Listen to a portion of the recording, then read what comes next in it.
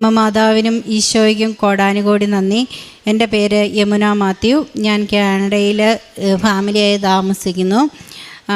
ഇത് അമ്മ മാതാവിലൂടെ ഈശോ നൽകിയ രണ്ടാം ജന്മമായി സാക്ഷ്യപ്പെടുത്തുവാനാണ് ഞാൻ ആഗ്രഹിക്കുന്നത്.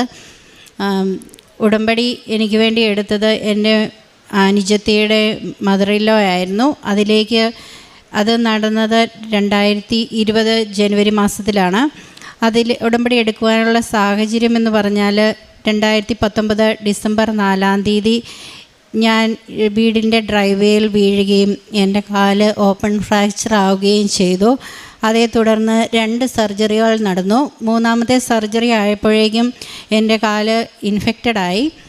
ആ സർജറിക്ക് ശേഷം പ്ലാസ്റ്റിക് കൺസൾട്ടേഷൻ ചെയ്തപ്പോഴാണ് യഥാർത്ഥമായ സ്ഥിതി അറിഞ്ഞത്. എൻ്റെ കാലിൻ്റെ 2 പ്ലേറ്റ് ആൻഡ് സ്ക്രൂ ഇട്ട ആംഗിളിൻ്റെ 2 ഭാഗവും ഓപ്പൺ ആയിരുന്നു. അവിടെ ബോൺസ് മാത്രമേ ഉണ്ടായിരുന്നുള്ളൂ. സ്കിന്നോ നെർവ്സോ ടെൻഡനോ ഒന്നുമില്ലായിരുന്നു. അപ്പോൾ പ്ലാസ്റ്റിക് സർജൻ പറഞ്ഞത് ഫ്ലാപ്പ് സർജറി എന്നൊരു സർജറിയാണ് ഉള്ളി ഓപ്ഷൻ. അല്ലെങ്കിൽ കാലിലേക്കുള്ള ബ്ലഡ് സപ്ലൈ ഇല്ലാതാകും, പിന്നെ അവർക്കൊന്നും ചെയ്യാൻ പറ്റുകയില്ല എന്നായിരുന്നു. ആ സാഹചര്യത്തിൽ വളരെ നിസ്സഹായ അവസ്ഥയിലായി. അപ്പോഴാണ് ഉടനടി പരിഹാരമെന്ന് ഞങ്ങൾ അറിയുന്നത്. അങ്ങനെ എനിക്ക് വേണ്ടി ഉടമ്പടി എടുത്തത് എൻ്റെ അനുജത്തിയുടെ അമ്മായിമ്മയാണ്. ഇവിടെ വന്ന് അമ്മച്ചി ഞങ്ങൾ എഴുതി കൊടുത്ത 6 കാര്യങ്ങൾ ഉടമ്പടിയിലെഴുതി.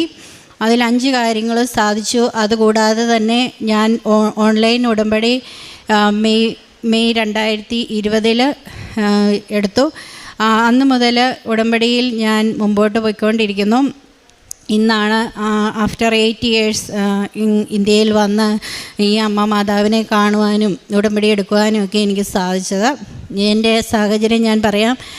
ഉടമ്പടി എടുത്തതോടുകൂടി പരിശുദ്ധ അമ്മയുടെ സംരക്ഷണം ഞങ്ങളുടെ കുടുംബത്തിലുണ്ടായി. സർജറി എന്ന് പറയുന്നത് 10 മണിക്കൂർ നീണ്ടു നടക്കുന്ന ഒരു സർജറി ആയിരുന്നു. അതിന് ഡേറ്റ് കിട്ടുക വളരെ ഡിഫിക്കൽട്ടാണ് കാനഡയിൽ. അതുകൊണ്ട് അവർ ഡ്രസ്സിങ് ചെയ്ത് വീട്ടിലേക്ക് വിടുകയാണ് ചെയ്തത്. ഇവിടെ വന്ന് ഉടമ്പടി എടുത്തതിന് ശേഷം 20 ദിവസങ്ങൾക്ക് ശേഷം എനിക്ക് സർജറി ചെയ്യാനുള്ള ഡേറ്റ് കിട്ടി. സർജറി സക്സസ്ഫുള്ളായി. എങ്കിലും ഒത്തിരിയേറെ കോംപ്ലിക്കേഷനിലൂടെയാണ് ഞാൻ പോയത്. എൻ്റെ ഈ കാലിന് 7 സർജറികൾ ചെയ്തു. അങ്ങനെയൊക്കെ ചെയ്തുവെങ്കിലും ഇന്ന് ഈ അൾത്താരയിൽ കയറി പരിശുദ്ധ അമ്മയുടെ മുമ്പിൽ സാക്ഷ്യം പറയുവാൻ എന്നെ അനുവദിച്ചത് പരിശുദ്ധ അമ്മയോടുള്ള പ്രാർത്ഥനയും ഈശോയുടെ അനുഗ്രഹവും കൊണ്ട് മാത്രമാണെന്ന് ഞാൻ ഇവിടെ സാക്ഷ്യപ്പെടുത്തുന്നു. അതുകൂടാതെ തന്നെ ഈ ഉടമ്പടി എടുത്തു കഴിഞ്ഞപ്പോൾ തന്നെ ഞങ്ങളുടെ കുടുംബത്തിൽ പ്രത്യേക സംരക്ഷണം, ഞങ്ങളുടെ സാമ്പത്തിക മേഖലയിൽ ഹസ്ബൻഡിൻ്റെ ജോലി മേഖലയിൽ എല്ലാം സംരക്ഷണം ഞങ്ങൾക്ക് ലഭിച്ചു. എന്നെ കണ്ടവരൊക്കെ പറഞ്ഞത് ഇനി ജോലിക്ക് പോകാൻ സാധിക്കുമോ എന്ന് പോലും അറിയില്ല എന്നായിരുന്നു. ആ അവസ്ഥയിൽ നിന്ന് കാനഡയിൽ രജിസ്റ്റേർഡ് നേഴ്സായി ഞാനിപ്പോൾ ജോലി ചെയ്യുന്നു. ഇത് അമ്മ മാതാവിലൂടെ ഈശോ തന്ന അനുഗ്രഹമായിട്ട് ഞാനിവിടെ സാക്ഷ്യപ്പെടുത്തുന്നു. അതുകൂടാതെ തന്നെ ലൈറ്റ് ക്യാൻഡിൽ പ്രെയർ റിക്വസ്റ്റ് എന്താവശ്യം വന്നാലും ഞങ്ങൾ ലൈറ്റ് ക്യാൻഡിൽ പ്രെയർ റിക്വസ്റ്റ് ഇട്ട് പ്രാർത്ഥിക്കും. ഇത് ഒത്തിരിയേറെ ജീവിതത്തിലെ ബുദ്ധിമുട്ടുകളിലൂടെ കടന്നുപോയി എങ്കിലും ഡ്രൈവിംഗ് ലൈസൻസ് എടുക്കുവാനും കാനഡയിൽ ഡ്രൈവ് ചെയ്യുവാനും എല്ലാം എനിക്ക് സാധിക്കുന്നുണ്ട്. ഈശോയിലും മാതാവിലുമുള്ള അടിയുറച്ച ആ വിശ്വാസത്തിലാണ് ഞങ്ങൾക്ക് ഇതെല്ലാം സാധിക്കുന്നതെന്ന് ഞാൻ ഉറപ്പായും വിശ്വസിക്കുന്നു. അതുകൂടാതെ തന്നെ ഈ തീർത്ഥാടന ഉടമ്പടി ആദ്യം എടുത്തപ്പോൾ ഞങ്ങൾ എടുത്ത എല്ലാ കാര്യങ്ങളും തന്നെ സാധിച്ചു. ഞങ്ങളൊരു സ്ഥലം വിൽക്കുവാൻ വെച്ചിട്ടുണ്ടായിരുന്നു, അത് നടന്നു. സഹോദരങ്ങൾ തമ്മിലുള്ള പരസ്പരം ഐക്യവും സ്നേഹം ഉണ്ടാകണമെന്ന് വെച്ചിരുന്നു. എല്ലാ കാര്യങ്ങളും പരിശുദ്ധ അമ്മ ഞങ്ങൾക്ക് സാധിച്ചു തന്നു. ഇപ്പോൾ ഞാൻ 8 വർഷങ്ങൾക്ക് ശേഷം ഇവിടെ വരുവാനും മാതാവിനോട് പ്രത്യേകം പ്രാർത്ഥിച്ചു. അങ്ങനെ മാതാവിൻ്റെ അടുത്ത് വരുവാനും എനിക്ക് നൽകിയ എല്ലാ അനുഗ്രഹങ്ങളും ലോകത്തിന് മുമ്പിൽ സാക്ഷ്യപ്പെടുത്തുവാനും ഈ അവസരം ഞാൻ ഉപയോഗിക്കുന്നു.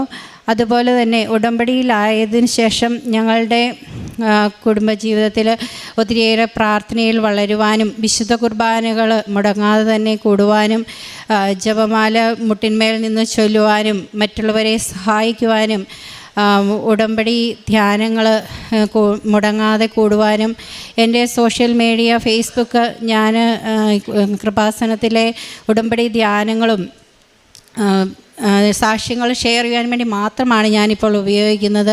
അങ്ങനെ ഒത്തിരി ജീവിതത്തിലെ ദുരന്ത അവസ്ഥകളിൽ അകപ്പെട്ട് കഴിയുന്ന എല്ലാവരോടും ഞാൻ പരിശുദ്ധ അമ്മയെക്കുറിച്ച്, കൃപാസനം പ്രസാദപര മാതാവിനെക്കുറിച്ച് പറയാറുണ്ട്.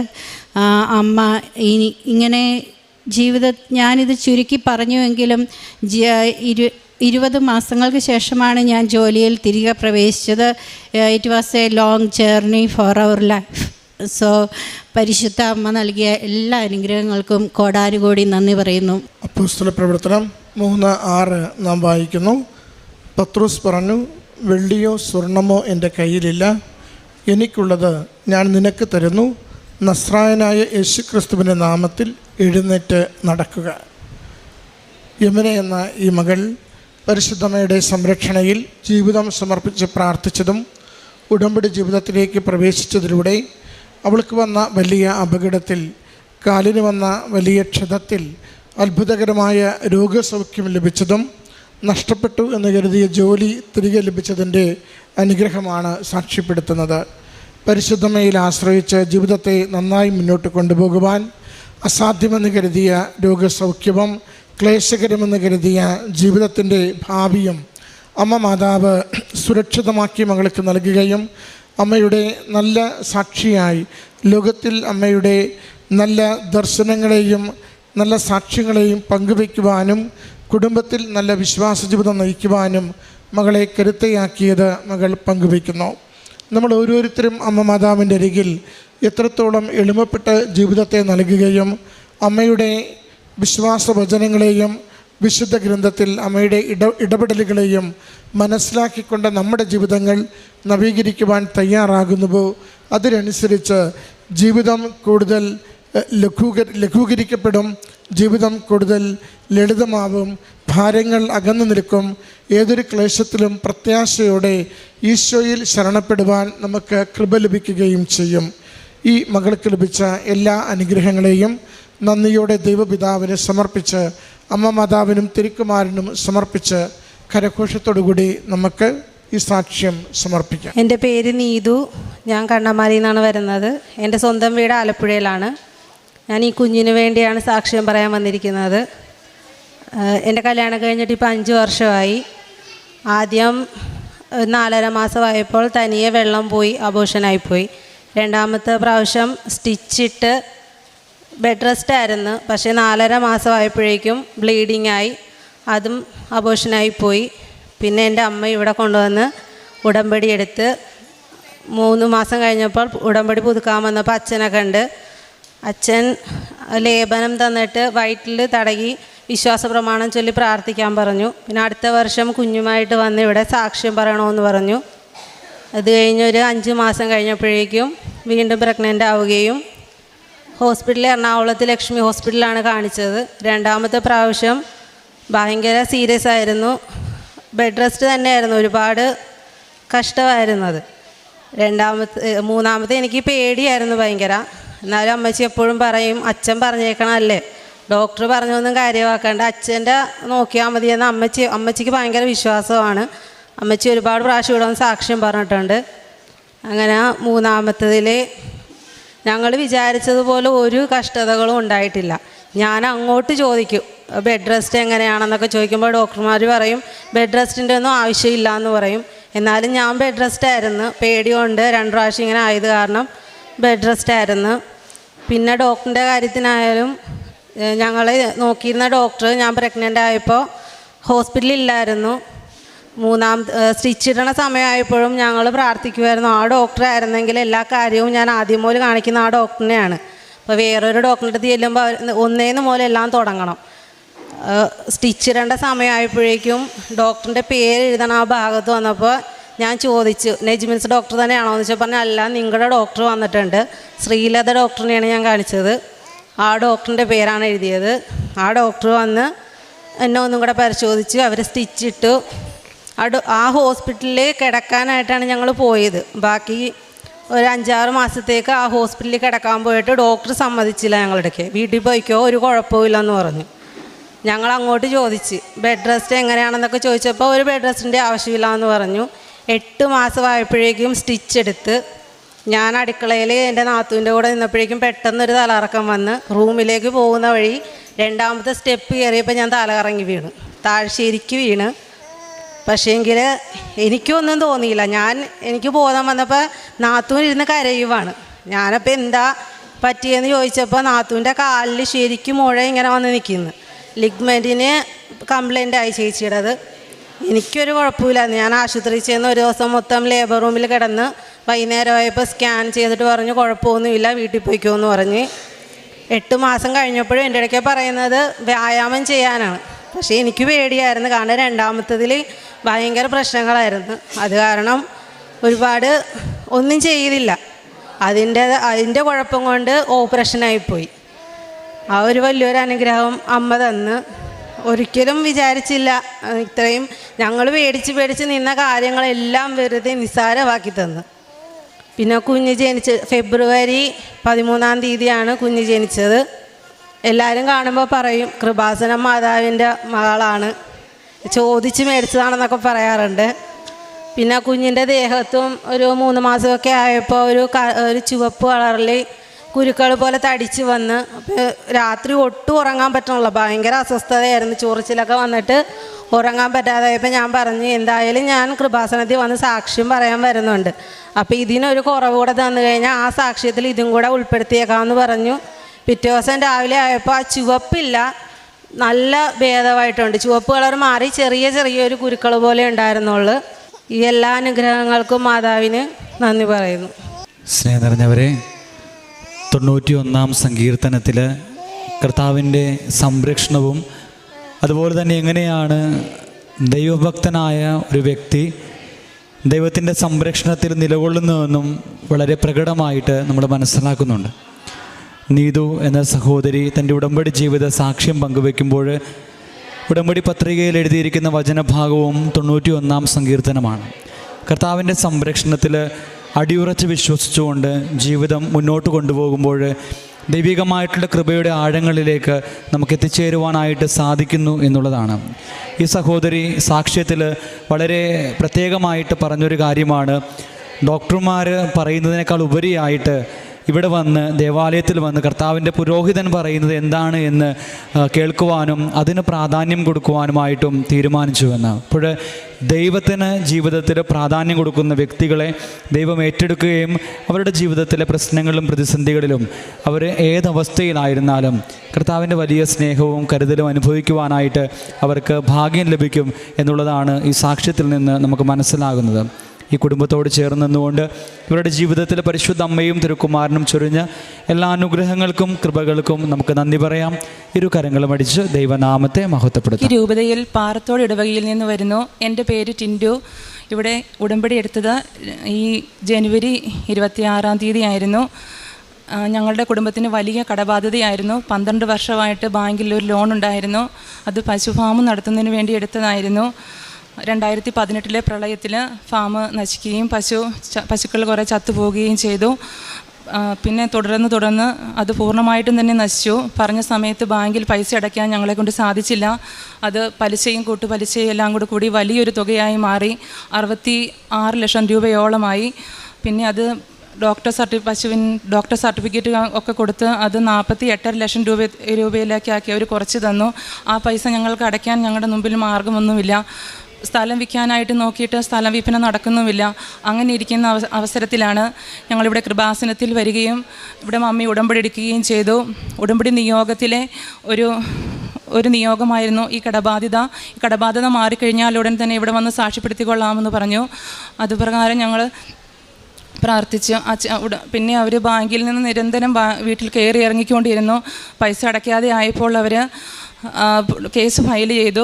കഴിഞ്ഞിട്ട് പിന്നെയും പൈസ ഇടപെടുന്ന ഒരു സാധ്യതയും കാണാതെ ആയി കഴിഞ്ഞപ്പോൾ അവർ ജപ്തി നടപടിയിലേക്ക് നീങ്ങി. ജപ്തി നോട്ടീസ് വന്നു. ആ ജപ്തി നോട്ടീസുമായിട്ട് ഞങ്ങളിവിടെ വരികയും പരിശുദ്ധ അമ്മ അച്ഛനെ കാണാനുള്ള വഴി ഞങ്ങൾക്ക് ഒരുക്കി തരികയും ചെയ്തു. അച്ഛനെ ജപ്തി നോട്ടീസ് കൊടുത്തു. ഈ അൾത്താരയിൽ പരിശുദ്ധ അമ്മേനെയും ഈശോയെയും തൊട്ട് ആ ജപ്തി നോട്ടീസ് വെച്ച് പ്രാർത്ഥിച്ച് അച്ഛനൊരു മാതാവിൻ്റെ ഒരു ലോക്കറ്റും കൂടി തിരികെ തന്നു. ജപ്തി ഒന്നും നടക്കില്ല, അത് മാറിപ്പോയ്ക്കുള്ളൂ എന്ന് പറഞ്ഞു. ഞങ്ങൾ ആ ജപ്തി നോട്ടീസ് ഉടമ്പടി ലോക്കറ്റ് മുകളിൽ വെച്ച് ഞങ്ങൾ കുടുംബസഹിതം ഒരു 3 മാസത്തോളം പ്രാർത്ഥിച്ചു. അങ്ങനെ ഇരിക്കെ അവർ പലതവണ ബാങ്കിൽ നിന്ന് ഫോണിൽ വിളിച്ചു, നിങ്ങൾ പൈസ കുറച്ചെങ്കിലും അടച്ചെങ്കിലും ഞങ്ങളത് ജപ്തി തന്നെ ചെയ്യും, അല്ലാതെ ഞങ്ങൾക്ക് വേറെ ഒരു മാർഗവുമില്ല, ഞങ്ങളുടെ ജോലിയെ ബാധിക്കുന്നതാണ്. പക്ഷേ ഞങ്ങൾക്കൊരു മാർഗ്ഗവുമില്ല, ഞങ്ങൾ നിസ്സഹായരാവസ്ഥയിൽ നിന്നു. ഞങ്ങൾ 7 പേരടങ്ങുന്ന കുടുംബമാണ്. ജപ്തി ചെയ്ത് പുറത്ത് ഇറക്കി വിട്ടാൽ ഞങ്ങൾക്ക് വേറെ ഒരു മാർഗ്ഗവും ഇല്ലായിരുന്നു. ഒരു വീട് വാടകയ്ക്ക് എടുത്ത് താമസിക്കാൻ പോലും ഞങ്ങളുടെ മുമ്പിൽ ഒരു വശമില്ലാത്തൊരവസ്ഥയിലായിരുന്നു. അങ്ങനെ ഇരിക്കെ അവർ ജപ്തി ചെയ്യാനായിട്ട് വീട്ടിൽ വന്നു. 15 പേരടങ്ങുന്ന നിയമപ്രകാരമുള്ള ഉദ്യോഗസ്ഥർ, പോലീസ് അടക്കമുള്ള ഉദ്യോഗസ്ഥർ വീട്ടിൽ വന്നു. അവർ പറഞ്ഞു, അത്യാവശ്യ സാധനങ്ങളെല്ലാം എടുത്ത് നിങ്ങൾ വീടിയിൽ വെളിയിൽ ഇറങ്ങണം, ഞങ്ങൾക്കിത് ചെയ്തേ മതിയാകുള്ളൂ എന്ന് പറഞ്ഞു. എന്ത് ചെയ്യണമെന്നറിയില്ല. ഞങ്ങൾ നിൽക്കുന്ന ആ സമയത്ത് ഞങ്ങളുടെ കുടുംബത്തിലെ തന്നെ ബന്ധു 5 ലക്ഷം രൂപ പെട്ടെന്ന് ബാങ്കിൽ അടയ്ക്കാമെന്ന് സമ്മതിച്ചു. അവർ വന്നതൊരു 10:30 ആയപ്പോഴാണ് വീട്ടിൽ വന്നത്. പൈസയെല്ലാം റെഡിയായി വന്നപ്പോഴത്തേനും ഒരു 3:30 സമയമായി. ആ സമയം വരെ അവർ വീട്ടിൽ തന്നെ തങ്ങി. അത്രയും ഉദ്യോഗസ്ഥർ 3:30 ആയപ്പോഴത്തേനും അവർ അക്കൗണ്ടിൽ 5 ലക്ഷം രൂപ ആയപ്പോഴത്തേനും അവർ 1 മാസത്തെ അവധി കൂടി തന്ന് അവർ തിരികെ പോയി. ഈ 1 മാസത്തിനുള്ളിൽ ഞങ്ങളുടെ തന്നെ കുടുംബത്തിലെ ബന്ധുക്കളൊരു 4 പേര് കൂടി ബാക്കിയുള്ള മുഴുവൻ തുകയും ബാങ്കിൽ അടച്ച് പട്ടയടിപ്പിച്ചു. പരിശുദ്ധ അമ്മയുടെയും തിരുക്കുമാരൻ്റെയും അനുഗ്രഹം വഴിയാണ് ഞങ്ങൾക്കിത് സാധിച്ചത്. മാനുഷികമായ തലത്തിൽ ഒരിക്കലും സാധിക്കുന്ന കാര്യമായിരുന്നില്ല അത്. അതുകൊണ്ടൊക്കെ തന്നെ ഇവിടെ ഉടമ്പടി എടുത്ത് 55 വർഷത്തോളമായി ഡാഡി മദ്യപിക്കുന്നയാളായിരുന്നു. ഉടമ്പടി എടുത്ത് പ്രാർത്ഥിച്ചതിൻ്റെ ഫലമായിട്ട് മദ്യപാനം നിർത്തി. 8 മാസത്തോളമായി മദ്യം കഴിച്ചിട്ട്. പിന്നെ ഒരുപാട് അനുഗ്രഹങ്ങൾ ഞങ്ങൾക്കുണ്ടായി. ഉടമ്പടി വസ്തുക്കൾ, ഞങ്ങളുടെ അയൽവാസി ഒരാൾ രോഗാവസ്ഥയിൽ കിടന്നു. ഞങ്ങളും ഉടമ്പടി വസ്തുക്കൾ വിശ്വാസ പ്രമാണം ചൊല്ലി പ്രാർത്ഥിച്ച് അദ്ദേഹത്തിന് നൽകുകയും രോഗാവസ്ഥയിൽ നിന്ന് അധികം വിമുക്തി പ്രാപിക്കുകയും ചെയ്തു. എൻ്റെ മക്കൾ പരീക്ഷയ്ക്ക് പോകുമ്പോൾ അവർക്ക് ഉടമ്പടി ലോക്കറ്റ് കൊടുത്തു വിട്ട് അവർ പരീക്ഷ എഴുതി അവർ ഉന്നത വിജയം പ്രാപിക്കുകയും ചെയ്തു. മകൾക്ക് നേഴ്സിംഗിൽ ഒരു വിഷയം നന്നായി പാടായിരുന്നു. ഞാനതിന് തോറ്റുപോകുകയുള്ളൂ എന്നവൾ എന്നോട് പറഞ്ഞു. സപ്ലി എഴുതേണ്ടി വരും, അമ്മ വിഷമിക്കരുത്. ഇല്ല, നീ പൊക്കോ, ധൈര്യമായിട്ട് മാതാവിനോട് പ്രാർത്ഥിച്ച് പൊക്കോ. ലോക്കറ്റും കൈ പിടിച്ച് കൃപാസനത്തിലെ ഉപ്പ് ഞാൻ കൊടുത്തു വിട്ടിട്ടുണ്ടായിരുന്നു. അവധിക്ക് വീട്ടിൽ വന്നപ്പോൾ അവൾ ആ ആൻസർ ഷീറ്റിൽ അനാട്ടമി എന്ന വിഷയം അവൾക്ക് നന്നായി പാടായിരുന്നു. ആൻസർ ഷീറ്റിൽ അവൾ ആ ഉപ്പിൻ്റെ 2 തരി തൂളിയിട്ടാണ് അവൾ ആൻസർ എഴുതാൻ തുടങ്ങിയത്. പരീക്ഷയുടെ റിസൾട്ട് വന്നു കഴിഞ്ഞപ്പോൾ നന്നായിട്ട് എളുപ്പമുള്ള വിഷയത്തിന് കിട്ടിയതിനേക്കഴിഞ്ഞും കൂടുതൽ മാർക്കോടുകൂടി ആ വിഷയം പാസ്സാകാൻ പറ്റി. പരിശുദ്ധ അമ്മ കാനായിലെ കല്യാണ വീട്ടിൽ ഇടപെട്ട് ആ കുടുംബത്തിൻ്റെ പ്രശ്നം പരിഹരിച്ചതുപോലെ തന്നെ എന്നെയും എൻ്റെ കുടുംബത്തെയും രക്ഷിച്ചു. പരിശുദ്ധ അമ്മയ്ക്കും തിരുക്കുമാരനും കോടാനുകോടി നന്ദിയും സ്തുതിയും സമർപ്പിക്കുന്നു. വിലാപങ്ങളുടെ പുസ്തകം 3:22 നാം വായിക്കുന്നു. കർത്താവിൻ്റെ സ്നേഹം ഒരിക്കലും അസ്തമിക്കുന്നില്ല, അവിടുത്തെ കാരുണ്യം അവസാനിക്കുന്നുമില്ല. ഈ കുടുംബം വലിയ കടബാധ്യതയിലൂടെ കടന്നു പോകുമ്പോൾ മറ്റൊരു മാർഗവും അത് പരിഹരിക്കുവാൻ ഇല്ലാത്ത സാഹചര്യത്തിലാണ് അമ്മ മാതാവിൻ്റെ തിരുനടയിലെത്തി ഉടമ്പടിയെടുത്ത് പ്രാർത്ഥിച്ചു തുടങ്ങുന്നത്. പ്രാർത്ഥനയുടെ ആദ്യ നാളുകളിൽ അത് എങ്ങനെ ഇത് പരിഹരിക്കുമെന്ന കുടുംബത്തിന് യാതൊരു നിശ്ചയവുമില്ല. ജപ്തി നടപടി നടക്കുന്ന ദിവസം ഒരു ബന്ധു 5 ലക്ഷം ബാങ്കിൽ അടച്ചുകൊണ്ട് തൽക്കാലത്തേക്ക് അതിന് പരിഹാരം ചെയ്തു കൊടുക്കുന്നു. പിന്നീട് കൂടെയുള്ള മറ്റുള്ളവരും സഹകരിച്ച് മുഴുവനായും ജപ്തി നടപടി ഒഴിവാക്കുകയും ആ സ്ഥലവും വീടും സുരക്ഷിതമാക്കുവാൻ കുടുംബത്തെ സഹായിക്കുകയും ചെയ്യുന്നു. അതുപോലെ കുടുംബനാഥൻ്റെ മദ്യപാന ആസക്തി ഏതാണ്ട് 1/2 നൂറ്റാണ്ട് പഴക്കമുള്ളത് അത്ഭുതകരമായി അമ്മ മാതാവിൻ്റെ നേർച്ച വസ്തുക്കൾ ഉപയോഗിച്ചുകൊണ്ട് ഉടമ്പടി പ്രാർത്ഥന ചൊല്ലി മുന്നോട്ട് പോകുമ്പോൾ പൂർണ്ണമായും ഉപേക്ഷിക്കുവാൻ സന്മനസ്സാവുന്നു. പരിശുദ്ധമ്മ അസാധ്യമായ കാര്യങ്ങൾ നമുക്ക് വേണ്ടി തിരുക്കുമാരനോട് പറഞ്ഞ് സാധ്യമാക്കി തരുന്നു. നമ്മുടെ കണ്ണീര്, നമ്മുടെ ഹൃദയത്തിൻ്റെ നിലവിളികൾ, ദൈവസന്നിധിയിലുള്ള നമ്മുടെ നിരന്തരമായ ശരണപ്പെടൽ, അതൊക്കെയും അമ്മ മാതാവ് എപ്പോഴും തിരുക്കുമാരൻ്റെ സന്നിധിയിലേക്ക് കൊടുത്ത് അവരെ അനുഗ്രഹിക്കുവാനായി അവനോടെപ്പോഴും ആവശ്യപ്പെടുന്നു. നമ്മൾ ഈശോ ആഗ്രഹിക്കുന്ന രീതിയിൽ ജീവിതത്തെ നവീകരിക്കുമ്പോൾ ഈശോ അമ്മ മാതാവിൻ്റെ മാധ്യസ്ഥം സ്വീകരിച്ചുകൊണ്ട് നമ്മുടെ ജീവിതങ്ങൾക്ക് അത്ഭുതകരമായ ഇടപെടലുകൾ നൽകുന്നു. ഈ കുടുംബം സാക്ഷ്യപ്പെടുത്തുന്ന ഈ വലിയ ദൈവാനുഭവത്തെ പരിശുദ്ധമ്മയ്ക്കും ഈശോനാഥനും ദൈവപിതാവിനും നന്ദി അർപ്പിച്ചുകൊണ്ട് കരഘോഷത്തോടുകൂടി നമുക്ക് സമർപ്പിക്കാം. എൻ്റെ പേര് ജിയാൻ. ഞാൻ വരുന്നത് തൃശ്ശൂരിൽ നിന്നാണ്. ഞാനിവിടെ ആദ്യമായിട്ട് ഉടമ്പടി എടുത്തത് ജൂൺ മാസം 9-ാം തീയതിയാണ് 2024. എന്നിരുന്നാലും എനിക്ക് മാതാവിനെ കുറിച്ച് 2019 തൊട്ട് അറിയാം. എൻ്റെ പപ്പ ഇവിടെ 2019 വന്ന് ഉടമ്പടി എടുത്തിട്ടുണ്ടായിരുന്നു. അപ്പോൾ തൊട്ട് ഞങ്ങൾക്കറിയാം. അപ്പോൾ പ്രാർത്ഥിക്കാറുണ്ട്, വൈകിട്ടുള്ള പ്രാർത്ഥന എത്തിക്കാറുണ്ട്, പിന്നെ ഉടമ്പടി വസ്തുക്കൾ ഉപയോഗിക്കാറുണ്ട്. എനിക്ക് ആ സമയത്തൊക്കെ ഭയങ്കരമായിട്ടൊരു വയറുവേദന വരുമായിരുന്നു. അപ്പോൾ ആ സമയത്തൊക്കെ ഹോസ്പിറ്റലിൽ പോകണം, എന്നാൽ മാത്രം എൻ്റെ വയറുവേദന മാറുള്ളൂ. മരുന്നൊക്കെ കയറ്റാറുണ്ട്. എന്നാലും എനിക്കത് മാറാറില്ല. 2 ദിവസം അതിൻ്റെ എഫക്റ്റൊക്കെ ഉണ്ടാവാറുണ്ട്. എനിക്ക് അനങ്ങാനൊന്നും പറ്റില്ല. അങ്ങനെ എന്ന് തൊട്ട് ഞാൻ മാതാവിൻ്റെ ഉപ്പിട്ടിട്ട് വെള്ളം കുടിച്ച് തുടങ്ങിയോ അന്ന് തൊട്ട് എൻ്റെ ആ വയറുവേദന, ഞാൻ ഉപ്പിട്ടിട്ട് വെള്ളം കുടിക്കും പ്രാർത്ഥിച്ചിട്ട്. എന്നിട്ട് ഞാൻ കിടന്നുറങ്ങി എഴുന്നേൽക്കുമ്പോഴേക്കും ആ വേദന പൂർണ്ണമായിട്ട് മാറും. അങ്ങനെ അന്ന് തൊട്ട് ഞാൻ പ്രാർത്ഥിക്കാറുണ്ട്, മാതാവിനെ കുറിച്ച് പ്രാർത്ഥിക്കാറുണ്ട്. പിന്നെ ഉടമ്പടി കാശുരൂപം എടുത്ത് ഞാൻ എക്സാമിനെല്ലാം പോകാറുണ്ട്. എനിക്ക് നല്ല മാർക്ക്, എനിക്ക് ഫിസിക്സൊക്കെ ഭയങ്കര ടഫായിരുന്നു. എൻ്റെ +2 എക്സാമിനൊക്കെ പോകുമ്പോഴും ഞാൻ ഉടമ്പടി കാശുരൂപം പിടിച്ചാണ് കൊണ്ടുപോകാറ്. പപ്പ എനിക്ക് തന്നു വിടും. അപ്പോൾ അങ്ങനെയെല്ലാം നല്ല ഉന്നത വിജയം കിട്ടിയിട്ടുണ്ട്. പിന്നെ +2 കഴിഞ്ഞപ്പോൾ ഞാൻ ജർമ്മൻ പഠിക്കാൻ പോയി. ജർമ്മൻ എനിക്ക് ഭയങ്കര സ്മൂത്തായിട്ടാണ് പോയത്. എനിക്കൊരു ടഫൊന്നും ഉണ്ടായിരുന്നില്ല അങ്ങനെ പഠിക്കാനായിട്ട്. ഭയങ്കര സ്മൂത്തായിട്ട് B2 വരെ പോയി. അങ്ങനെ B2.1 എത്തിയപ്പോൾ ഞാൻ ഇങ്ങനെ എക്സാമിന് ഡേറ്റ് എടുക്കണം. അപ്പോൾ ഞാൻ ഉദ്ദേശിക്കുന്ന എക്സാമിന് ഡേറ്റ് കിട്ടാൻ ഭയങ്കര പാടാണ്. എന്നിരുന്നാലും ഞങ്ങൾ കുറച്ച് ഫ്രണ്ട്സ് കൂടിയിട്ട് കൊച്ചിയിൽ, ഞാൻ B2 തുടങ്ങിയിട്ടുള്ളൂ, എന്നിരുന്നാലും കൊച്ചിയിൽ ഇങ്ങനെ എക്സാമിന് കൊടുക്കാനായിട്ട് ഇങ്ങനെ മെയിൽ അയച്ചു. അപ്പോൾ മെയിൽ അയച്ചപ്പോൾ എല്ലാവരും പറഞ്ഞു കിട്ടില്ല എന്ന് പറഞ്ഞു.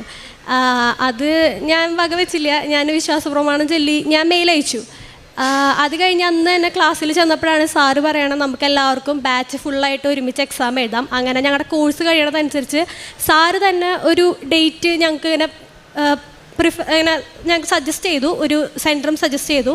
അപ്പോൾ കോലാപുരമായിരുന്നു. അപ്പോൾ എന്നാൽ എല്ലാവരും കൂടി പോവല്ലേ എന്ന് വിചാരിച്ചിട്ട് അതിന് അഗ്രി ചെയ്തു. അങ്ങനെ അതിന് ഞങ്ങൾ ബൾക്ക് ബുക്കിംഗ് സ്റ്റാർട്ട് ചെയ്തു. ഞങ്ങളുടെ ബാച്ച് ഫുള്ള്. എനിക്ക് പൈസ കൊടുക്കാനായിട്ട് എൻ്റെ ക്ലാസ്സിൽ എല്ലാവരും കൊടുത്തു, എനിക്ക് മാത്രം പൈസ കൊടുക്കാനായിട്ടായില്ല. അങ്ങനെ പപ്പ കുറേ നോക്കി, ഞാൻ കുറേ നോക്കി, എവിടെയും കിട്ടണില്ല. ലാസ്റ്റ് എൻ്റെ ഒരു ഫ്രണ്ട് വഴി എനിക്ക് ലാസ്റ്റ് മിനിറ്റിൽ എനിക്ക് പൈസ കൊടുക്കാൻ പറ്റി. പിറ്റേ ദിവസം ബുക്കിംഗ് ആയിരുന്നു. എനിക്ക് അവിടെ 3 മൊഡ്യൂൾ കിട്ടി. സ്പീക്കിംഗ് ഒഴിച്ച് ബാക്കി 3 മൊഡ്യൂൾ എനിക്ക് എക്സാം എഴുതാൻ കിട്ടി മെയ് 17-ന്. അത് കഴിഞ്ഞ് പിറ്റേ ദിവസം ഡിമാൻഡ് ഡ്രാഫ്റ്റ് അയക്കണം കോലാപൂർക്ക്. അപ്പോൾ അത് അയക്കാനായിട്ട് ബാങ്കിൽ പോയപ്പോൾ വീണ്ടും എനിക്കൊരു മെയിൽ വന്നേക്കണു. അത് നോക്കിയപ്പോൾ ഞാൻ കൊച്ചിയിലേക്ക് ഒരു പ്രതീക്ഷയില്ലാണ്ട് അയച്ചതിന് എനിക്ക് അവിടെ നിന്ന് മെയിൽ വന്നു, എനിക്ക് കിട്ടിയെന്ന് പറഞ്ഞിട്ട് 2 മൊഡ്യൂള്. പക്ഷേ ഞാൻ എക്സാം എഴുതിയില്ല. കാരണം ഞാൻ വിചാരിച്ചു ഇപ്പോൾ മെയിലത്തെ എക്സാമിന് കോൺസെൻട്രേറ്റ് ചെയ്യാം എന്ന് വിചാരിച്ചു. പക്ഷേ ഞാനത് റിഗ്രറ്റ് ചെയ്തായിരുന്നു കുറച്ച് നാൾ. കാരണം എനിക്ക് സ്പീക്കിംഗ് എവിടെയും കിട്ടാണ്ടായി. ഏപ്രിൽ ഒരു എക്സാം ഉണ്ടായിരുന്നു. ഏപ്രിൽ എക്സാമിന് ഞാൻ കൊടുത്തു കൊച്ചിയിൽ, അതിന് എനിക്കൊരു റിപ്ലൈ വന്നില്ല. അപ്പോൾ എനിക്ക് എവിടെയും കിട്ടാണ്ടായി. കാരണം ആ എക്സാം എനിക്ക് വല്ല മാറ്റി എന്തെങ്കിലും ചെയ്യായിരുന്നു. അപ്പോൾ ഞാൻ കുറച്ച് റിഗ്രറ്റ് ചെയ്തു. അങ്ങനെ പോയി ഞാൻ സെപ്റ്റംബർ ഇൻടേക്കിലേക്കാണ് നോക്കണ്ടായിരുന്നത്. സെപ്റ്റംബർ ഇൻടേക്ക് എനിക്ക് കിട്ടില്ല എന്ന് ഞാൻ എന്നെ തന്നെ പറഞ്ഞ് പഠിപ്പിച്ചു. ഞാനത് ആക്സെപ്റ്റ് ചെയ്തു, കിട്ടില്ല അത് പോയി എന്ന് പറഞ്ഞിട്ട്. അങ്ങനെ എനിക്ക് മെയിലൊരു എക്സാം വന്നു കൊച്ചിയിൽ. അപ്പോൾ അതിന് ഞാൻ മെയിൽ അയച്ചിട്ട് ഞാൻ എന്നും രാത്രി എൻ്റെ മെയിലിൽ ഞാൻ കുരിശ് വരച്ച് വിശ്വാസപ്രമാണം ചൊല്ലും. അതെന്താണെന്ന് എനിക്കറിയില്ല, കേൾക്കുമ്പോൾ തമാശയായിട്ട് തോന്നും, പക്ഷേ എൻ്റെ വിശ്വാസമാണത്. അങ്ങനെ ഞാൻ പോയി. അത് കഴിഞ്ഞ് 10 ദിവസം കഴിയുമ്പോൾ മെയിൽ വരുമെന്നാണ് ഇവർ പറയുക, കൺഫർമേഷൻ മെയിൽ വരുമെന്നാണ് പറയുക. പക്ഷെ അതൊരു 1 മാസമൊക്കെ എടുക്കാറുണ്ട്. അപ്പോൾ 10 ദിവസം കഴിഞ്ഞു, എനിക്ക് വന്നില്ല. അപ്പം ഞാൻ ഇങ്ങനെ വരും എന്ന് വിചാരിച്ചിരിക്കുകയാണ്. അപ്പോൾ കൂടെയുള്ള 2-3 പിള്ളേർക്ക് കിട്ടി തുടങ്ങി. അപ്പം ഞാൻ പറഞ്ഞു ആവശ്യമില്ലാത്തവർക്കൊക്കെ കൊടുക്കുന്നുണ്ട്, ആവശ്യമുള്ളവർക്കൊന്നും കൊടുക്കണില്ല എന്നൊക്കെ പറഞ്ഞ് നടക്കുമായിരുന്നു. അങ്ങനെ ദിവസങ്ങൾ പോയി. ഏപ്രിൽ ലാസ്റ്റായി. മെയ് ഫസ്റ്റ് വീക്കിൽ ഒരു എക്സാം ഉണ്ട്, മെയ് ലാസ്റ്റ് വീക്കിൽ എക്സാം ഉണ്ട്. ഞാൻ എപ്പോഴും പ്രാർത്ഥിക്കാം മെയ് ലാസ്റ്റ് വീക്കിൽ എനിക്ക് എക്സാം കിട്ടണം എന്നാണ്. കാരണം മെയ് 17 കോലാപൂർ എക്സാമാണ്. അതെൻ്റെ ജസ്റ്റ് ഒരു ട്രയലാണ്. എനിക്ക് കൊച്ചിയിലത്തെ എക്സാം 4 മൊഡ്യൂളും കിട്ടിയിട്ടുണ്ട്. 4 മൊഡ്യൂളും എനിക്ക് പാസ്സാവണം. ഞാൻ പപ്പ പറഞ്ഞിട്ട് 4 മൊഡ്യൂളും കൊടുത്തത്. അപ്പോൾ 4 മൊഡ്യൂൾ ഒറ്റ സർട്ടിഫിക്കറ്റിൽ കിട്ടിക്കഴിഞ്ഞാൽ എൻ്റെ ക്ലയൻറ്റിൻ്റെ മുമ്പിൽ എൻ്റെ ഇമ്പ്രഷൻ വലുതായിരിക്കും. അപ്പോൾ ഞാൻ ആ എക്സാമിന്, കൊച്ചിയിലത്തെ എക്സാമിന് കോൺസെൻട്രേറ്റ് ചെയ്യാൻ വേണ്ടിയിട്ട് കോലാപൂരിലത്തെ എക്സാം ജസ്റ്റ് ഒരു ട്രയൽ പോലെയാണ് എഴുതണത്. അങ്ങനെ ദിവസങ്ങൾ കഴിഞ്ഞു പോയി. അപ്പോൾ ഏപ്രിൽ 28 അന്ന് അതിൻ്റെ തലേ ദിവസം എനിക്ക് എൻ്റെ ഫ്രണ്ട് വന്നിട്ട് പറഞ്ഞു, എടി ജൂണിലത്തെ എക്സാമിന് മെയിൽ അയക്കാൻ ടൈമായിരുന്നു. അപ്പോൾ ഞാൻ ചോദിച്ചു, അപ്പോൾ മെയിലത്തെ എക്സാമിൻ്റെ കൺഫർമേഷൻ മെയിലൊക്കെ വരുന്നത് കഴിഞ്ഞു എന്ന് ചോദിച്ചു. അപ്പോൾ അവൾ പറയണേ, അതൊക്കെ കഴിഞ്ഞു എന്ന് തോന്നുന്നുണ്ട്, ഇനി മെയിൽ വരില്ല എന്ന് പറഞ്ഞു. അപ്പോൾ എനിക്ക് ആകെ സങ്കടമായി. എന്നിട്ട് പിറ്റേ ദിവസം ഞാൻ പള്ളിയിൽ പോയി. എന്തായാലും ആവട്ടെ വിചാരിച്ച് ഞാൻ പള്ളിയിൽ പോയി തിരിച്ചു വന്ന് എൻ്റെ ഫ്രണ്ടിൻ്റെ കൂടെ ഞാൻ ഇരിക്കണ സമയത്ത് ഫോൺ നോക്കിയപ്പോൾ മെയിൽ വന്നു, എന്തോ മെയിൽ വന്നേക്കണം. അപ്പം ഞാൻ വിചാരിച്ചേ അതൊന്നും ആവുന്നില്ല. ഞാൻ അവളോട് പറഞ്ഞു, അതൊന്നും നോക്കണ്ട, കിട്ടുന്നില്ല എന്ന് പറഞ്ഞു. അത് കഴിഞ്ഞ് അതെടുത്ത് നോക്കിയപ്പോൾ ഉണ്ട് എനിക്ക് കൺഫർമേഷൻ മെയിൽ വന്നു. ഞാൻ പ്രാർത്ഥിച്ച ടൈമിൽ തന്നെ എനിക്ക് കിട്ടി, എനിക്ക് എക്സാമിൻ്റെ ഡേറ്റ് കിട്ടി. അങ്ങനെ എക്സാമിൻ്റെ ഡേറ്റ് കിട്ടി. എക്സാം എഴുതാൻ പോയി. കോലാപൂർ ആദ്യം എഴുതി. പ്രിപ്പറേഷനൊന്നും വലിയ കാര്യമായിട്ട് ചെയ്തിട്ടേ ഇല്ല, ഭയങ്കര കോൺഫിഡൻറ്റാണ്. എന്നാൽ ഹിയറിങ് എനിക്ക് ഭയങ്കര ബുദ്ധിമുട്ടാണ്, എനിക്ക് കേൾക്കാനൊക്കെ ഭയങ്കര ബുദ്ധിമുട്ടാണ്. അപ്പോൾ അങ്ങനെ ഹിയറിങ് ഞാൻ നല്ലപോലെ പ്രാക്ടീസ് ചെയ്യായിരുന്നു ഡെയിലി. അങ്ങനെ എക്സാം എഴുതാൻ പോയി. കാലത്ത് എനിക്ക് സ്പീക്കിംഗ് ആയിരുന്നു. സ്പീക്കിങ്ങിന് കയറി. ഞാൻ ഭയങ്കര കോൺഫിഡൻറ്റാണ്. എല്ലാ പിള്ളേരും ഭയങ്കര പേടിച്ചിരിക്കുമ്പോൾ ഞാൻ ഭയങ്കര എനിക്ക് കുഴപ്പമില്ല അങ്ങനത്തെ രീതിയിലിരിക്കുക. അങ്ങനെ ഇരിക്കുക. കയറി എക്സാമിന് കയറി. ടോപ്പിക്ക് കിട്ടി, കുഴപ്പമില്ല, എല്ലാം ഈസിയാണ്. കയറി എക്സാമിന് അവർ വിളിച്ചു. കയറിയപ്പോൾ ഉണ്ട് എൻ്റെ പാർട്ട്ണറാണ് ആദ്യം പറഞ്ഞു തുടങ്ങിയത്. അവൾ പറയണ കേട്ട് തുടങ്ങിയപ്പോൾ തന്നെ എൻ്റെ പകുതി കിളി പോയി, എനിക്കൊന്നും മനസ്സിലാവണില്ല. അപ്പം എൻ്റെ സകല കോൺഫിഡൻസും അതോടുകൂടെ പടിപടി നിലത്ത് വീണു തുടങ്ങി. അങ്ങനെ അത് പറഞ്ഞു, സ്പീക്കിംഗ് എല്ലാം പറഞ്ഞു. ഞാൻ പറഞ്ഞുകൊണ്ടിരിക്കുമ്പോൾ അവരെന്നെ ഇൻ്റർഫിയർ ചെയ്തിട്ട് നിർത്താൻ പറഞ്ഞു. അതവർ അങ്ങനെ പറയാറുണ്ട്. പക്ഷെ എന്നാലും ഞാൻ വിചാരിച്ചു എൻ്റെ ഇനി ഇഷ്ടമാവാത്തതുകൊണ്ടാണ് അവർ എന്നെ ഇൻ്റർഫിയർ ചെയ്തതെന്നൊക്കെ പറഞ്ഞു. അങ്ങനെ ഒരുവിധം ഞാൻ തട്ടിക്കൂട്ടി സ്പീക്കിംഗ് പറഞ്ഞ് പുറത്തിറങ്ങിയപ്പോൾ ഞാൻ പപ്പോട് പറഞ്ഞു, പപ്പ സ്പീക്കിംഗ് നോക്കണ്ട കേട്ടോ, അത് പോയി, എനിക്കത് കിട്ടില്ല എന്ന് പറഞ്ഞു. അത് കഴിഞ്ഞ് പപ്പ പറഞ്ഞ് സാരില്ല, ബാക്കി 3 എഴുതിയെന്ന് പറഞ്ഞു. അങ്ങനെ ബാക്കി 3 എഴുതി. ഉച്ചയ്ക്ക് എനിക്ക് ഹിയറിംഗ് ഉണ്ടായിരുന്നു, ബാക്കി 3 മൊഡ്യൂള്. അതിന് കയറിയപ്പോൾ ഞാൻ കയറിനെക്കാട്ടി മുമ്പ് പപ്പ പറഞ്ഞിട്ടുണ്ടായിരുന്നു ഉപ്പ് ഇടാനായിട്ട് പറഞ്ഞിട്ടുണ്ടായിരുന്നു. അപ്പം ഞാൻ കയറുന്ന എക്സാം ഹോളിൽ അവിടെ ആരും ചവിട്ടാത്ത സ്ഥലത്ത് ഇട്ടു. എന്നിട്ട് എക്സാമിന് കയറി. അതുവരെ ഹിയറിങ് എനിക്ക് കേൾക്കാത്ത ഞാൻ അന്നത്തെ ഹിയറിങ് ഓരോ വേർഡ് ബൈ വേർഡ് എനിക്ക് കറക്റ്റായിട്ട് കേട്ടു ഹിയറിങ്. അത് വലിയ അനുഗ്രഹമാണ് എനിക്ക്. അങ്ങനെ ഹിയറിംഗ് എല്ലാം കഴിഞ്ഞു. എന്നാലും എനിക്കൊരു സാറ്റിസ്ഫാക്ഷൻ ഉണ്ടായിരുന്നില്ല. എക്സാം എഴുതി കഴിഞ്ഞിട്ട് പോവും എന്നുള്ള നിലയിലാണ് നിൽക്കണ്ടായിരുന്നത്. അങ്ങനെ അത് കഴിഞ്ഞ് ഞാൻ വീട്ടിൽ വന്നു. എനിക്ക് ആകെ ഒരു ടെൻഷനും പേടിയും, കിട്ടില്ല സെപ്റ്റംബർ ഇൻടേക്കിലേക്കുള്ള എൻ്റെ ലാസ്റ്റ് ഒരു ചാൻസ് ആയിരുന്നു. അതുവരെ ഞാൻ കൊളാക്കി അങ്ങനത്തെ ഒരു ഇതിലായിരുന്നു. അപ്പം ഞാൻ ഇൻസ്റ്റാഗ്രാമിലൊക്കെ ഇങ്ങനെ റീൽസിനൊക്കെ നോക്കും. അപ്പോൾ നോക്കുമ്പോൾ ഒക്കെ കാണണതൊക്കെ ഈ സാക്ഷ്യങ്ങൾ ജർമ്മൻ എക്സാമിൻ്റെ പിള്ളേരുടെയാണ്. അവരെല്ലാവരും ഇവിടെ വന്ന് ഉടമ്പടി എടുത്തു, പ്രാർത്ഥിച്ചു, കിട്ടി അങ്ങനെയുള്ളതാണ്. അപ്പം എനിക്ക് ആദ്യം ഒരു പേടിയായിരുന്നു ഇവിടെ വന്നിട്ട് ഉടമ്പടി എടുക്കാനായിട്ട്. ഞാൻ അതിലത്തെ കാര്യങ്ങളൊന്നും ശരിക്കും ചെയ്തില്ലെങ്കിൽ പണി കിട്ടൂല. അച്ഛൻ പറയാറുണ്ടല്ലോ വെളുക്കാൻ തേക്കണത് പാണ്ടാവുമെന്ന്. അപ്പം അങ്ങനെ വല്ലതാവുമെന്നുള്ളൊരു പേടിയുണ്ടായിരുന്നു. എന്നിരുന്നാലും ഞാൻ ജൂൺ 9 ഇവിടെ വന്ന് ഉടമ്പടി എടുത്തു. ജൂൺ 25 എൻ്റെ റിസൾട്ടൊന്നും വരുന്നുണ്ടായിരുന്നില്ല. എനിക്ക് ടെൻഷനായി, ലേറ്റായി. അപ്പോൾ ജൂൺ 25 അന്നൊരു ചൊവ്വാഴ്ചയായിരുന്നു. ഞാൻ ഉടമ്പടി ധ്യാനം കാണുമായിരുന്നു. അത് കണ്ടുകൊണ്ടിരിക്കുമ്പോൾ ഞാൻ പറഞ്ഞു, എല്ലാവർക്കും ചൊവ്വാഴ്ചകളിൽ കുറേ അനുഗ്രഹം കിട്ടുന്നുണ്ടെന്ന് ഞാൻ കേട്ടിട്ടുണ്ട്. അപ്പം ഞാൻ പറഞ്ഞു, എനിക്ക് ഈ ചൊവ്വാഴ്ച എൻ്റെ റിസൾട്ട് വരികയാണെങ്കിൽ മതിയില്ലെങ്കിൽ എനിക്ക് വേണ്ടാന്ന് ഞാൻ പറഞ്ഞു. അത് പറഞ്ഞ് കറക്റ്റ് 10 മിനിറ്റ് കഴിഞ്ഞപ്പോൾ എൻ്റെ റിസൾട്ട് വന്നപ്പോൾ എനിക്ക് വീണ്ടും ടെൻഷനായി, എന്താവും എന്ന്. കറക്റ്റ് റിസൾട്ട് ഞാൻ തുറന്നു നോക്കിയപ്പോൾ ഞാൻ പ്രാർത്ഥിച്ച പോലെ തന്നെ എനിക്ക് സ്പീക്കിങ്ങും ഹിയറിങ്ങും നല്ല മാർക്കോടുകൂടി പാസ്സായി. അത് എൻ്റെ മെറിറ്റിലല്ല എനിക്കത് കിട്ടിയത്, അതെനിക്ക് മാതാവ് തന്നതാണ്. കാരണം ഞാൻ എത്ര കോൺഫിഡൻ്റ് ആയിട്ടാണ് സ്പീക്കിങ്ങിന് പോയത്, അവിടെ ചെന്ന് ഞാനത് നല്ല പോലെ കോളാക്കിയിട്ടെന്ന് എനിക്ക് നല്ല ഉറപ്പുണ്ട്. ഞാൻ കരഞ്ഞിട്ട് പപ്പയെടുത്ത് വന്നിട്ട് പറഞ്ഞ സ്പീക്കിങ് പോകുന്നു. അത് എനിക്ക് റിസൾട്ട് വന്നപ്പോൾ എനിക്ക് 100-ൽ എനിക്ക് 83 മാർക്ക് ഉണ്ടായിരുന്നു സ്പീക്കിങ്ങിന്. എനിക്ക് ആ 4 മൊഡ്യൂൾസിൽ ഏറ്റവും കൂടുതൽ മാർക്ക് എനിക്ക് സ്പീക്കിങ്ങിനായിരുന്നു. പിന്നെ ഹിയറിങ് ഞാൻ ഉപ്പിട്ട് പ്രാർത്ഥിച്ചിട്ടാണ് കയറിയത്, അതിന് എനിക്ക് നല്ല മാർക്ക് ഉണ്ടായിരുന്നു. അങ്ങനെ അത് കഴിഞ്ഞ് ഞാൻ അന്ന് ഒരു പള്ളിയിൽ പോയി. ഞങ്ങളുടെ അവിടെ അന്തോണിസ് പുണ്യാളുടെ പള്ളിയുണ്ട്. അന്ന് ചൊവ്വാഴ്ചയായിരുന്നല്ലോ. അപ്പോൾ അവിടെ പോയി അന്ന് അവിടെ നൊവേന ഉണ്ടായിരുന്നു. അതെല്ലാം കണ്ടു കഴിഞ്ഞ് ഇറങ്ങി. ഞാൻ പത്രം കൊടുത്തു കഴിഞ്ഞിട്ട് ഫോൺ നോക്കിയപ്പോൾ എനിക്ക് ഇൻ്റർവ്യൂവിന് കോൾ വന്നേക്കണം. അന്ന് ഞാൻ എൻ്റെ മൊഡ്യൂൾ കൊടുത്തിട്ട് ഞാൻ പ്രോസസ്സിങ് സ്റ്റാർട്ട് ചെയ്തു 4 മൊഡ്യൂൾ വെച്ചിട്ട്. അപ്പോൾ ഫോൺ നോക്കിയപ്പോൾ എനിക്ക് ഇൻ്റർവ്യൂവിന് കോൾ വന്നേക്കണം. അപ്പോൾ ഞാൻ ഒരു പ്രിപ്പയർ ചെയ്തിട്ടില്ല, ഒന്നും ചെയ്തിട്ടില്ല. അത് കഴിഞ്ഞ് എന്തേലും ആവട്ടെ വിചാരിച്ച് കയറി. പക്ഷേ എനിക്ക് ആ ഇൻ്റർവ്യൂ കിട്ടിയില്ല. അപ്പോൾ എനിക്ക് ചെറിയ വിഷമമായി. എന്നാലും കറക്റ്റ് ഒരാഴ്ച കഴിഞ്ഞപ്പോൾ ഒരു വെള്ളിയാഴ്ചയായിരുന്നു, ജൂലൈ 5 എനിക്ക് അടുത്ത ഇൻ്റർവ്യൂ വന്നു. ആ ഇൻ്റർവ്യൂ ഞാൻ തൈലം തേച്ച് എൻ്റെ ഒരു കുഞ്ഞൊരു രൂപമുണ്ട് മാതാവിൻ്റെ, അത് വെച്ചിട്ട് ഞാനവിടെ എൻ്റെ ലാപ്ടോപ്പിൻ്റെ ഫ്രണ്ടിൽ വെച്ചിട്ട് കയറി സിമ്പിളായിട്ട് അറ്റൻഡ് ചെയ്തു. കുഴപ്പമൊന്നും ഉണ്ടായിരുന്നില്ല, ഈസി ആയിരുന്നു. എൻ്റെ കൂടെയുള്ള പിള്ളേരോടൊക്കെ ഭയങ്കര ടഫ് ക്വസ്റ്റ്യൻസ് ചോദിച്ചെങ്കിലും എൻ്റെ അടുത്ത് അധികം ടഫല്ലായിരുന്നു, ഭയങ്കര ഈസി ആയിട്ടുള്ള ക്വസ്റ്റ്യനാണ് ചോദിച്ചത്. അങ്ങനെ അത് കഴിഞ്ഞ് ഒരാഴ്ച കഴിഞ്ഞ് ഒരു വെള്ളിയാഴ്ച അപ്പം എൻ്റെ റിസൾട്ട് വന്നു. ഞാൻ പാസ്സായി, ഇൻ്റർവ്യൂവിന് സെലക്റ്റായി. അത് കഴിഞ്ഞ് ഒരു 3-4 ആഴ്ച കഴിഞ്ഞപ്പോൾ കോൺട്രാക്റ്റ് വരാനായിട്ട് കുറച്ച് ലേറ്റായി. അത്ര ലേറ്റല്ല, ഒരു 3 to 4 വീക്സ് ഒക്കെ എടുത്തു. എന്നാലും അതും ഒരു വെള്ളിയാഴ്ചയാണ് എൻ്റെ കോൺട്രാക്റ്റ് വന്നത്. എൻ്റെ മിക്ക കാര്യങ്ങളും നടക്കുക ഒരു ചൊവ്വാഴ്ച അല്ലെങ്കിൽ വെള്ളിയാഴ്ച ആയിരിക്കും. അങ്ങനെ കോൺട്രാക്റ്റ് എല്ലാം വന്നു. ഇനി അടുത്തത് വിസയ്ക്ക് കൊടുക്കണം. വിസയ്ക്ക് വെച്ചു, അപ്ലിക്കേഷൻ കൊടുത്തിട്ട് ഒരു 2-3 ദിവസം കഴിഞ്ഞപ്പോൾ തന്നെ എനിക്ക് മെയിൽ വന്നു, കൺഫർമേഷൻ മെയിൽ വന്നു, നിങ്ങൾക്ക് അപ്പോയിൻമെൻറ്റ് ഡേറ്റ് ഇതാണെന്ന് പറഞ്ഞിട്ട്. അപ്പോൾ ഞാൻ എൻ്റെ അപ്പോയിൻമെൻറ്റ് ഡേറ്റ് നോക്കിയപ്പോൾ ഉണ്ട് 10:40 സമയം, എൻ്റെ വിസയുടെ ഇൻ്റർവ്യൂവിൻ്റെ സമയം. ഇവിടെ മാതാവ് പ്രത്യക്ഷപ്പെട്ട സമയമാണ് 10:40. അപ്പോൾ എനിക്ക് ഭയങ്കര സന്തോഷമായി, അതെനിക്ക് മാതാവ് തന്നെ കൊണ്ടുതന്നത് എനിക്ക് ഉറപ്പായി. അങ്ങനെ വിസയ്ക്ക് വെച്ചു, വിസയുടെ ഇൻ്റർവ്യൂവിന് പോയി. അതിനു മുമ്പ് വിസയുടെ ഇൻ്റർവ്യൂ എല്ലാം കഴിഞ്ഞു, കുഴപ്പമില്ലാതെ എല്ലാം കറക്റ്റായി പോയി.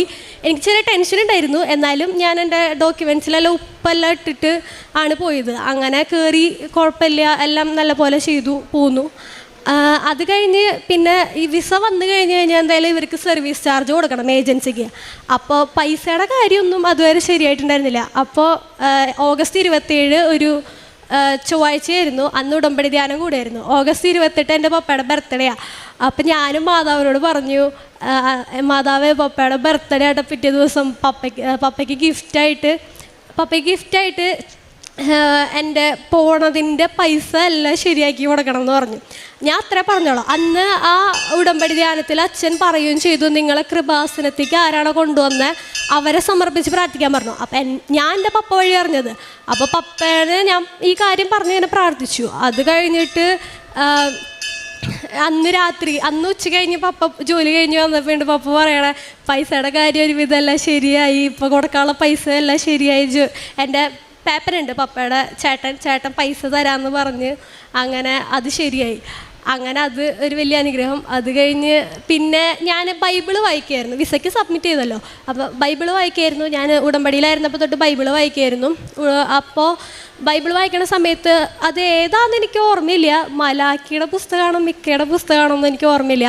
പക്ഷേ അതിൽ ഞാൻ ഇങ്ങനെ വായിച്ചു വന്നപ്പോൾ അതിലുണ്ടായിരുന്നു 9-ാം മാസം 6-ാം ദിവസം. അത് എന്തോ ദേവാലയ ശുദ്ധീകരണത്തിനെ കുറിച്ചുള്ള എന്തോ ഒരു വചനമായിരുന്നു. അപ്പോൾ ആദ്യം ഞാൻ അതങ്ങനെ വായിച്ചു പോയി. പിന്നെയും ഞാനത് വീണ്ടും വായിച്ചു, എന്താ അത് ഉദ്ദേശിക്കണേന്ന് അറിയാണ്ട്. എന്തോ 9-ാം മാസം 6-ാം ദിവസമായിരുന്നു. അപ്പോൾ എനിക്ക് എന്താണെന്ന് മനസ്സിലായി, ഇനി 6-ാം തീയതിയാണ് എനിക്ക് വിസ കിട്ടുക, അങ്ങനെ എന്തെങ്കിലും ആണോ എന്നൊക്കെ ഞാൻ വിചാരിച്ചു. പക്ഷെ ഞാൻ മാതാവിന് എടുത്തു കൊടുത്ത ഡേറ്റ് സെപ്റ്റംബർ 10 ആയിരുന്നു. സെപ്റ്റംബർ 10-ന് മുമ്പ് എൻ്റെ എല്ലാ കാര്യങ്ങളും ശരിയാവണം എന്നായിരുന്നു. പക്ഷെ അന്ന് വായിച്ചപ്പോൾ എനിക്ക് 6-ാം തീയതിയാണ് കിട്ടിയത്. അപ്പം ഞാൻ വിചാരിച്ചു ചിലപ്പോൾ 6-ാം തീയതി എനിക്ക് വിസ കിട്ടുമെന്ന് വിചാരിച്ചു. എൻ്റെ കൂടെയുള്ളവർക്കൊക്കെ വിസ കിട്ടി, ഒരു കൊച്ചിന് വിസ കിട്ടി. പക്ഷേ എനിക്ക് ഒന്നും അവിടുന്ന് ഡിസ്പാച്ചായിരുന്നു ഒന്നും പറഞ്ഞിട്ട് എനിക്ക് മെയിലോ ഒന്നും വന്നില്ല. അങ്ങനെ 3-ാം തീയതി കഴിഞ്ഞു, 4-ാം തീയതി അപ്പോൾ എനിക്ക് ഒരു പ്രതീക്ഷയൊക്കെ പോയി, ചിലപ്പോൾ കിട്ടില്ലായിരിക്കും, 6-ാം തീയതി ഒന്നും കിട്ടില്ലായിരിക്കും, 6-ാം തീയതി ചിലപ്പോൾ മെയിൽ വരിക, അങ്ങനെ എന്തെങ്കിലും ആവുമെന്ന് ഞാൻ വിചാരിച്ചു. അത് കഴിഞ്ഞ് 4-ാം തീയതി ഒരു 10 മണി 10:15 ആയപ്പോൾ എനിക്ക് മെയിൽ വന്നു, എൻ്റെ കൊറിയർ അവിടെ നിന്ന് ഡിസ്പാച്ച് ആയിട്ടുണ്ട്, എൻ്റെ പ്രോസസ്ഡ് ആപ്ലിക്കേഷൻ അവിടെ നിന്ന് ഡിസ്പാച്ച് ആയിട്ടുണ്ടെന്ന് പറഞ്ഞിട്ട് എനിക്ക് മെയിൽ വന്നു. അപ്പം ഞാൻ പപ്പോട് വിളിച്ചു പറഞ്ഞപ്പോൾ പപ്പ പറഞ്ഞു പിറ്റേ ദിവസം കിട്ടും, 5-ാം തീയതി കിട്ടുമെന്ന് പറഞ്ഞു. അപ്പോൾ ഞാൻ പറഞ്ഞു ഇല്ല, 5-ാം തീയതി കിട്ടില്ല, നമ്മുടെ എല്ലാ കാര്യങ്ങളും ചൊവ്വാഴ്ച അല്ലെങ്കിൽ വെള്ളിയാഴ്ചയാണ് നടക്കാറ്, അപ്പോൾ വെള്ളിയാഴ്ച കിട്ടുള്ളൂ എന്ന് പറഞ്ഞു. കറക്റ്റ് വെള്ളിയാഴ്ച എനിക്ക് കാലത്ത് അവിടെ നിന്ന് കോള് വന്നു, കൊറിയർ സർവീസിൽ നിന്ന് കോള് വന്നു, നിങ്ങൾക്ക് ഒരു കൊറിയർ വന്നിട്ടുണ്ട്, വന്ന് വാങ്ങണം എന്ന് പറഞ്ഞു. ഞാൻ വെള്ളിയാഴ്ച വേഗം പോയി വാങ്ങി. എൻ്റെ കയ്യിൽ എൻ്റെ വിസ ഉണ്ട് ഇപ്പോൾ. അങ്ങനെ എനിക്ക് വിസ കിട്ടി. ഞാൻ ഈ സെപ്റ്റംബർ ലാസ്റ്റോട് കൂടി ഞാൻ പോവാണ് ജർമ്മനിക്ക്. എനിക്ക് ചെയ്ത നല്ല അനുഗ്രഹങ്ങൾക്ക് ഞാൻ മാതാവിന് നന്ദി പറയണം. എനിക്ക് ഉടമ്പടി എടുത്ത് പിന്നെ എനിക്ക് എന്താ പറയുക, തോൽവി എന്താണെന്ന് ഞാൻ അറിഞ്ഞിട്ടില്ല, പടിപടിയായിട്ട് ഉയർച്ചാന്ന് കേട്ടിട്ടില്ലേ, അതേപോലെയായിരുന്നു. എൻ്റെ കാര്യങ്ങളെല്ലാം സമയ ചുരുക്കം എന്നൊക്കെ കേട്ടിട്ടുള്ളൂ. പക്ഷേ കറക്റ്റ് എനിക്ക് ഇത്രയും ടൈമിനുള്ളിൽ ഞാൻ പോവാറായി. ജൂൺ 25-നാണ് എൻ്റെ റിസൾട്ട് വന്നത്. ഏറ്റവും ലാസ്റ്റത്തെ ഇൻ്റർവ്യൂ ആണ് ഞാൻ അറ്റംപ്റ്റ് ചെയ്തത്, ഹൗസ് ബിൽഡിങ്ങിൻ്റെ. അത് എല്ലാം കറക്റ്റായി പോയി. ഇപ്പം എൻ്റെ വിസ എൻ്റെ കയ്യിലുണ്ട്, ഞാൻ ഈ മാസം അവസാനം പോവും. എല്ലാം എൻ്റെ മാതാവ് കറക്റ്റായിട്ട് എനിക്ക് നടത്തി തന്നിട്ടുണ്ട്. പിന്നെ കാരുണ്യ പ്രവർത്തികളായിട്ട് ഞാൻ പത്രം കൊടുക്കാറുണ്ട്, പിന്നെ ഞാൻ പള്ളിയിലൊക്കെ പോകുമ്പോൾ ഞങ്ങളുടെ അവിടെ ഒരു പള്ളിയുണ്ട്, അതിൻ്റെ ഫ്രണ്ടിൽ വഴിയിൽ ആൾക്കാരിരിക്കുമ്പോൾ അവർക്ക് ഭക്ഷണം വാങ്ങി കൊടുക്കാറുണ്ട്. പിന്നെ ഞങ്ങളുടെ വീടിൻ്റെ ഫ്രണ്ടിലൊരു ഇങ്ങനെ കുഷ്ഠരോഗികളുടെ ഒക്കെ നോക്കുന്ന ഒരു സ്ഥലമുണ്ട്. അവിടെ ഇപ്പോൾ കുഷ്ഠരോഗികളില്ല, ഇപ്പോൾ അവിടെ മെൻ്റൽ പേഷ്യൻസ് ആണുള്ളത് കൂടുതൽ. അപ്പോൾ അവർക്കെല്ലാം ഞാനും പപ്പയും കൂടി പോയിട്ട് ഇങ്ങനെ പലഹാരങ്ങൾ അങ്ങനെയൊക്കെ വാങ്ങി കൊടുത്തു. പിന്നെ എൻ്റെ ഫ്രണ്ട്സ് അവരൊക്കെ എക്സാം എഴുതാൻ പോണവരാണ്, അപ്പോൾ അവരെല്ലാം ഞാൻ ഹെൽപ്പ് ചെയ്യാറുണ്ട്. അവരെന്നെ എന്താവശ്യത്തിന് വിളിച്ചാലും ഞാൻ ഹെൽപ്പ് ചെയ്യും. എന്തെങ്കിലും ടോപ്പിക്കും ക്ലിയർ ചെയ്യാനൊക്കെ ആണെങ്കിലും ഞാൻ ഹെൽപ്പ് ചെയ്യാറുണ്ട്. അങ്ങനെ എന്നെ കൊണ്ട് പറ്റുന്ന ചെറിയ ചെറിയ കാര്യങ്ങളെല്ലാം ചെയ്യും. പിന്നെ ഡെയിലി ഇപ്പം ഞാൻ കുർബാനയ്ക്ക് പോയി തുടങ്ങി. ഞാൻ എന്താ പറയുക, എറണാകുളത്തായിരുന്നപ്പോൾ ഞാനങ്ങനെ പോവൊന്നുമില്ല. ഞാൻ പപ്പേനിടയ്ക്ക് പറ്റിച്ചിട്ടുണ്ട്, ഞാൻ പള്ളിയിൽ പോവാറുണ്ടെന്ന് പറഞ്ഞിട്ട്. പക്ഷെ ഞാൻ പള്ളിയിലൊന്നും പോവാറില്ല ചില സമയത്ത്. പിന്നെ ഞാൻ പോയി തുടങ്ങി.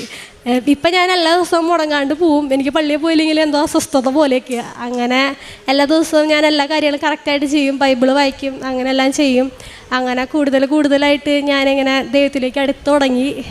ഇനി എൻ്റെ പ്രാർത്ഥന, ഞാൻ അവിടെ പോയാലും എൻ്റെ ലൈഫ് സ്റ്റൈൽ ചേഞ്ച് ആയാലും ഞാൻ ഇതേപോലെ തന്നെ പോകണം. ഒരിക്കലും ഇതിൽ നിന്ന് എനിക്ക് പോകണ്ട. കാരണം ഇതിൽ നിന്ന് പോയി കഴിഞ്ഞാൽ പിന്നെ ഞാൻ വഴിതെറ്റി പോകും. അപ്പോൾ എനിക്ക് ഇങ്ങനെ തന്നെ പോകണം. അങ്ങനെ എനിക്ക് ഇത്രയും ചെയ്തു തന്ന മാതാവിന് ഒരുപാട് നന്ദി പറയുന്നു. സ്നേഹം നിറഞ്ഞവരെ, ജെയിൻ മരിയ എന്ന സഹോദരിയാണ് തൻ്റെ ഉടമ്പടി ജീവിത സാക്ഷ്യം നമ്മളോട് പങ്കുവച്ചത്. ഉടമ്പടിയിലൂടെ നേർവഴിയിലൂടെ നടക്കുവാനായിട്ടുള്ള അനുഗ്രഹം ലഭിച്ചുവെന്ന് ഈ സഹോദരി നമ്മളോട് സാക്ഷ്യപ്പെടുത്തുമ്പോൾ, ഈ സഹോദരിയുടെ ജീവിതത്തിൽ ഈ സഹോദരി ഉടമ്പടി ജീവിതത്തിന് വേണ്ടി എടുത്ത ത്യാഗമനോഭാവങ്ങളും സ്വീകരിച്ച ജീവിത രീതികളും പരിശുദ്ധ അമ്മയുമായിട്ടും അതുപോലെ തന്നെ ത്രിയേക ദൈവവുമായിട്ടും ആഴമായിട്ടുള്ള ബന്ധത്തിലേക്ക് കടന്നു വരുവാനായിട്ടുള്ള സാധ്യതയുമൊക്കെ ഉടമ്പടി വഴിയായിട്ട് ലഭിച്ചു എന്ന് ഈ സഹോദരി നമ്മളോട് പങ്കുവയ്ക്കുമ്പോൾ, ഈ സഹോദരിയുടെ ജീവിതത്തിൽ ലഭിച്ച എല്ലാ അനുഗ്രഹങ്ങൾക്കും കൃപകൾക്കും നമുക്ക് ദൈവപിതാവിന് നന്ദി പറയാം. ഇരു കരങ്ങൾ മടിച്ച് ദൈവനാമത്തെ നമുക്ക് മഹത്വപ്പെടുത്താം.